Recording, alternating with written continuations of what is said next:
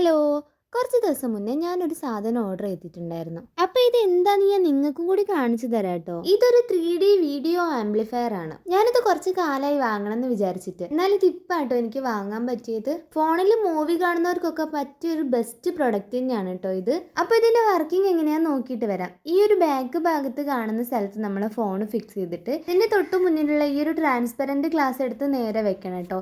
ലൈറ്റിൽ നോക്കിയപ്പോൾ എനിക്ക് അത്ര സുഖമായിട്ട് തോന്നിയിട്ടുണ്ടായിരുന്നില്ല. എന്നാൽ ലൈറ്റ് ഓഫാക്കി നോക്കിയപ്പോൾ നല്ല രസം ഉണ്ടായിരുന്നു കേട്ടോ. എനിക്ക് എന്തായാലും സാധനം ഇഷ്ടപ്പെട്ടു. ഡയറക്റ്റ് ആയിട്ട് ഫോണിൽ കൂടെ നോക്കുമ്പോഴും ഇതിന്റെ ഉള്ളിൽ കൂടെ നോക്കുമ്പോഴും ഉള്ള ഒരു വ്യത്യാസമാണ് നമ്മളിപ്പോൾ ഇതാ കണ്ടുകൊണ്ടിരിക്കുന്നത്. എൻ്റെ ഫോണിന്റെ ഒരു ക്ലാരിറ്റി കുറവുകൊണ്ടാട്ടോ ഇത് കറക്റ്റായിട്ട് കാണിക്കാൻ പറ്റാത്തത്.